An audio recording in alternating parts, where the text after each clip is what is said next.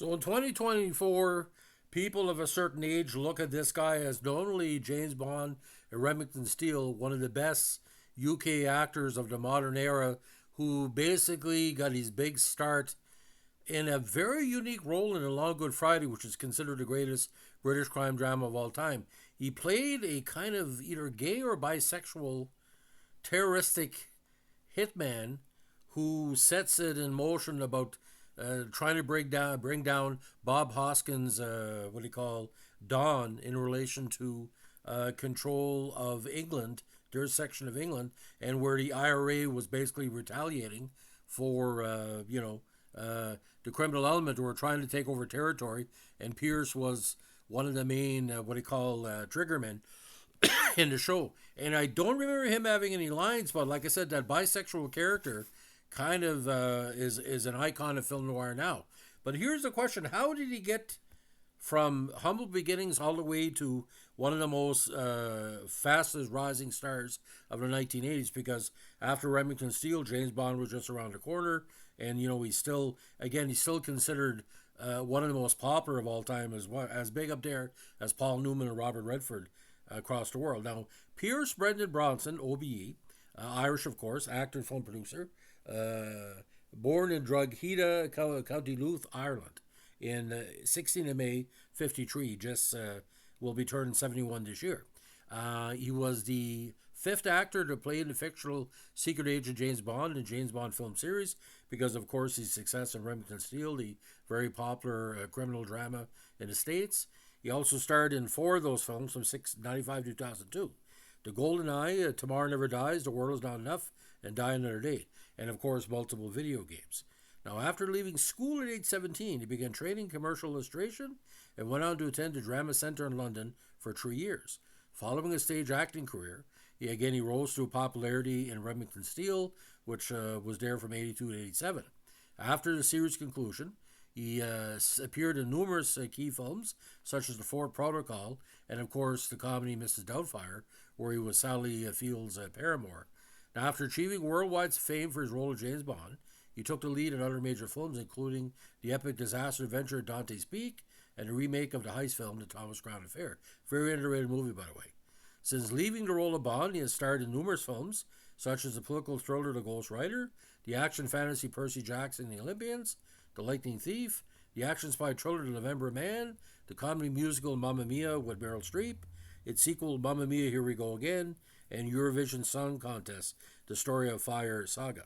In 2022, Bronson played Kent Nelson Dr. Fate in a DC Extended Universe film of Black Adam starring The Rock. Now, a two-time Golden Globe Award nominee for the miniseries Nancy Astor and for the dark comedy film The Matador. In 1996, he and the American film producer Beau St. Clair founded the LA-based production company Irish Dreamtime. He is also known for his charitable work and environmental activism. In 1997, Bronson received a star in the Hollywood Walk of Fame for his contributions to the film industry. In 2020, he was listed at number 15 of the Irish Times list of the greatest Irish film actors, but his acting style is effortless. So here's the deal. By the time The Long Good Friday occurred, he was basing a lot of that character on what he learned on the boards and in his creative side. It's a very unique performance. It's almost like evil incarnate. And I still, when I first watched him to Go On Good Friday, I said, this guy is going to end up someplace. Sure enough, it happened. Now, again, he was the only child of May Smith and Thomas Bronson, a carpenter. He has the same name as his grandfather, Pierce Brosnan, whose first name was in honor of his mother, Margaret Pierce. For 12 years, he lived in Navan, County Meath, and said in 1999 he considered it to be his hometown. His father unfortunately abandoned the family when Bronson was an infant. And when he was 4, his mother moved to London to work there as a nurse. From then on, he was largely brought up by his maternal grandparents, Philip and Kathleen Smith. After their deaths, he lived with an aunt and an uncle, and was subsequently sent to live in a boarding house run by a woman named Eileen. He later said, "Childhood was fairly solitary. I never knew my father. He left when I was an infant. To be Irish Catholic in the 1950s and have a marriage which was not there, a father who was not there, the mother and wife suffered greatly. My mother was very courageous. She took the bold steps to go away to be a nurse in England, basically wanting a better life for her and herself. My mother came home once a year twice a year, and that was it. Now, brought up Catholic, he was educated at a local school run by De La Salle brothers while serving as an altar boy. He left Ireland on the 12th of August 64 and went to Scotland to be reunited with his mother and her new husband, William Carmichael, at their home in Londonderry. Carmichael took Bronsan to see a James Bond film for the first time, Goldfinger, at the age of 11. They later moved back to London, where Bronsan was educated at the Elliott School in Putney, now known as Ark Putney Academy. When discussing his transition from Ireland to England, he said, "When you go to a very large city, a metropolis like London, and as an Irish boy of 10, life suddenly moves pretty fast. And you're Irish, and they make you feel it. The British have a wonderful way of doing that, and I had a certain deep sense of being an outsider." His nickname at school was simply Irish. Now, after leaving school at 16, he decided to be a painter and began training in commercial illustration at St. Martin's School of Art in London, which a lot of people felt he got his creative style of presentation. While attending a rehearsal for a workshop at the Oval House, he saw a fire eater teaching people how to eat fire and decided to join in. He trained for 3 years as an actor at the Drama Centre London. Describing the feeling of becoming an actor and the influence it had in his life, he said, "When I found acting, or when acting found me, it was a liberation. It was a stepping stone into another life, away from a life that I had, and acting was something I was good at, something which was appreciated. That was a great satisfaction in my life." Now, graduating from the Drama Centre in 75, Bronsan began working as an acting assistant stage manager at the York Theatre Royal, making his acting debut in Wait Until Dark. Within 6 months, he was selected by the playwright Tennessee Williams to play the role of McCabe in the British premiere of the Red Devil Battery Sign, billed as Pierce Brosnan. His performance caused a stir in London, and Bronsan still has a telegram sent by Williams stating only, "Thank God for you, my dear boy." In 77, he was picked by Franco Zeffirelli to appear in the play Filomena by Eduardo de Filippo, opposite, of all people, Joan Plowright and Frank Finlay. Now, the brief appearances in The Long Good Friday, and of course the bomb the mirror cracked, got him on the map. But The Long Good Friday, what I want you to do, ladies and gentlemen, if you can find a copy of the extended version of Blu-ray, there's a very key scene in the early part at a swim or kind of an exercise pool area, and he's being like he's a beautiful man, but he's being like the spider and the fly. He's luring in the sky. I guess he's been told by his bosses that his character is gay as part of the Bob Hoskins mafia, the British mafia in the show, and he can be manipulated through sex. And the famous final scene of the movie where he basically finally sees his what do you call second victims face to face, the boss that sent this guy that he helped get killed at the end, and they're driving away and he's got a gun on him. I would say if this was in a modern era, it could have been the first Best Supporting Actor nomination at the Oscars for a part that had no character, had no dialogue. It's that strong. It's one of the best supporting actor parts in British or, like I said, Irish history.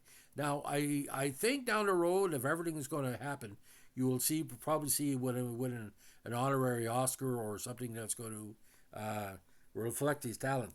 But I remember a time, ladies and gentlemen, we were getting out of the disco 1970s into the 80s, where British cinema and Australian cinema was building up. You had Mel Gibson, you had the last gasp of Oliver Reed, Michael Caine's new style of career, the UK, the Irish, the Scottish, the British actors were getting more and more popular. It wasn't just the women. There was a point there where British women were much more popular than the British men, because you had Julie Christie, you had Maggie Smith, you had Glenda Jackson, all these different actors, the two Redgraves. But like you see, he was part of that, I would say, the British invasion of acting of the early 1980s, including because Mel Gibson is part American, part Australian, somewhat British as well. But I remember being at school, and they were talking about Remington Steele. The gay people were talking about him, the straight people, the teachers. It's like he was going to hit something big. But the Long Good Friday wasn't really as strong in North America until James Bond came out. And word of mouth happened because it was hard getting a copy of the Long Good Friday back in the day. And ironically, because the Long Good Friday refers to the Good Friday holiday, and most of the events of the crime drama occur over that long Easter weekend.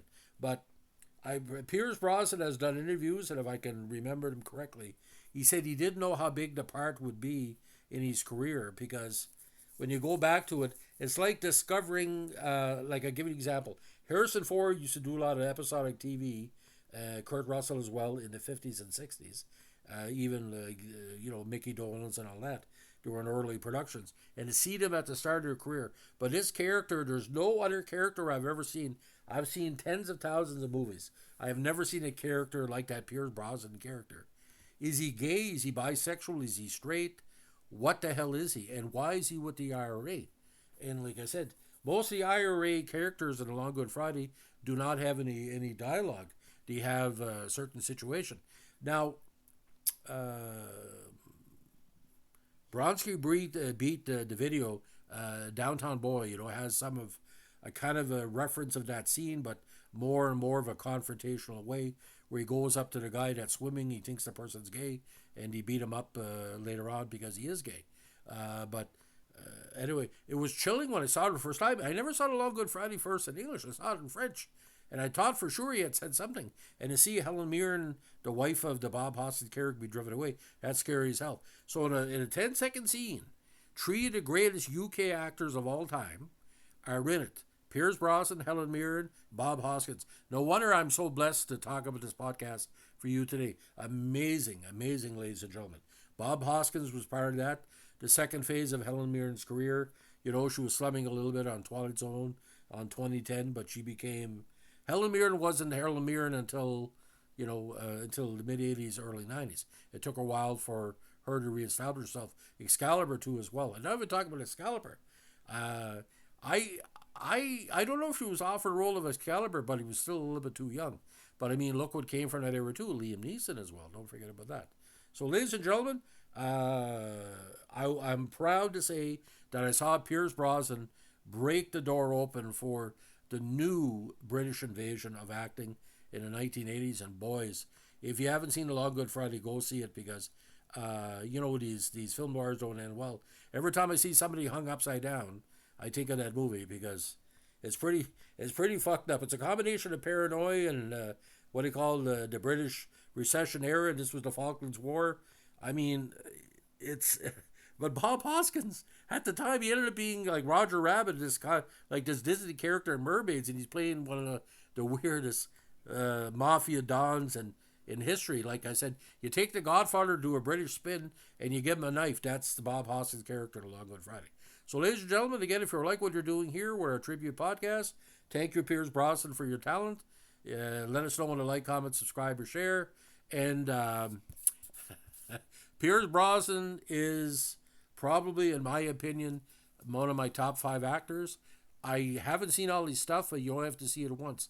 Just like Morgan Freeman. He is the Irish Morgan Freeman. Because when Morgan Freeman's in a project, I mean, look at what Morgan Freeman's done over the years. The different roles, even when he was on Another World, were something to watch. Electric Company and all that. So thanks for listening. And don't forget, ladies and gentlemen, if you have a request, let us know. And if we can't do it, no one else can. We always try to meet your request. So don't be scared to suggest something. It doesn't matter if it's old or new. I probably know about it because I have a friggin' problem. If I read about a movie or seen it, I never forget it. I'm like Mary Lou Henner. I got like 40,000 entertainment stories in my head. I have to get it out, as we say. Thanks for listening. Bye.